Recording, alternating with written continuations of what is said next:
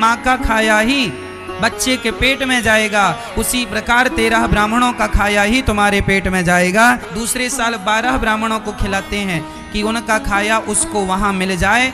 खाना खाना खाना, हर कोई खाने के पीछे पड़ा हुआ है, चाहे देश का नेता हो या फिर कोई अधिकारी।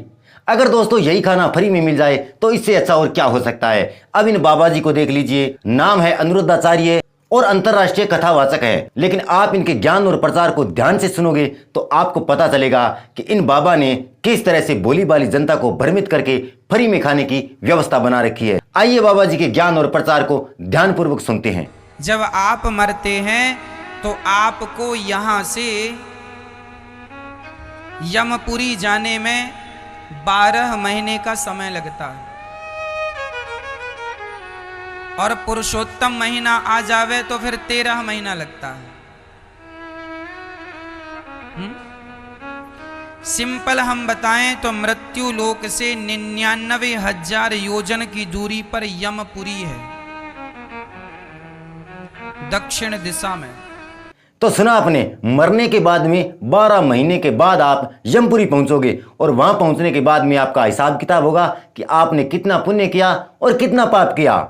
और यमपुरी की दूरी कितनी बताई बाबा ने? 99,000 योजन। अब 99,000 योजन, अब योजन का फंडा यह है कि 1 योजन बराबर 12 किलोमीटर, यानी कि 1 योजन में 12 किलोमीटर लगता है। और यमपुरी किधर बताई है? दक्षिण दिशा में। अब बाबा जी तो इस तरह से बता रहे हैं कि जैसे यमपुरी जाकर के आए हैं। चलिए आगे सुनते हैं बाबा जी और क्या कहते हैं। माँ का खाया ही बच्चे के पेट में जाएगा, उसी प्रकार 13 ब्राह्मणों का खाया ही तुम्हारे पेट में जाएगा। यह व्यवस्था जो आज है यही व्यवस्था अनादि है, इसलिए 13 ब्राह्मण।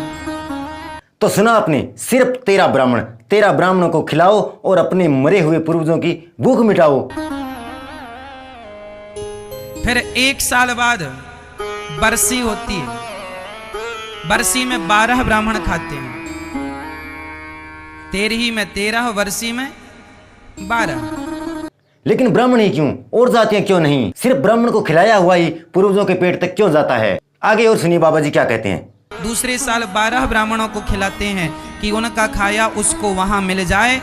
तो यहां से यमराज जब हमें ले जाते हैं तो मृत्यु लोक से यमपुरी इतनी दूर है कि हमें जाने में 13 महीने लगते हैं। अब 13 महीने लगते हैं तो 13 महीने का सफर है, तो रास्ते में खाना पीना तो लगेगा कि नहीं? तो यमराज जब यहां से यमदूत पकड़ कर ले जाते हैं तो 13 महीने का समय लगता है। इसलिए कहते हैं बेटा अपने बाप के नाम के 13 ब्राह्मण खिला दो। 13 ब्राह्मण खाएंगे तो 1 ब्राह्मण के खाने से 1 महीने तक के लिए भोजन पाने की व्यवस्था हो गई। और 13 महीने 13 ब्राह्मण खाने से 13 महीने की व्यवस्था, मतलब तेरी यात्रा सुखद निकल जाएगी।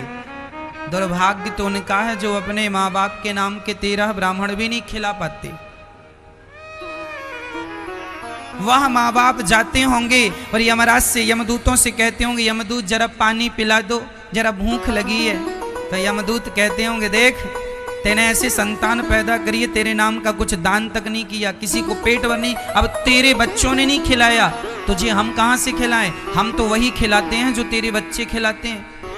इसलिए अपने पूर्वजों के नाम का कुछ कुछ करते रहा करो ताकि उनको उस समय पर मिलता रहे।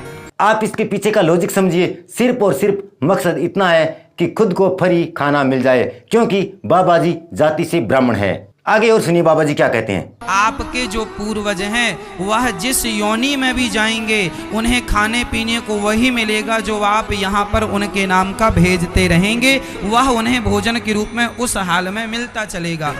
तो हम यह जो गरुड़ पुराण का विचार है, वह विधान है, वह हम आपसे कह रहे हैं। तो देखा आपने किस तरह से बाबा जी फ्री में खाना खाने की व्यवस्था बना रहे हैं और लोगों को भ्रमित कर रहे हैं, और लास्ट में पूरी की पूरी बात को वेद और पुराणों के ऊपर उंडेल दिया कि ये यहाँ पर लिखा हुआ है। तो दोस्तों आज की वीडियो आपको कैसी लगी कमेंट करके बता दें। मैं मिलूंगा आपसे अगले वीडियो में, तब तक के लिए नमस्कार।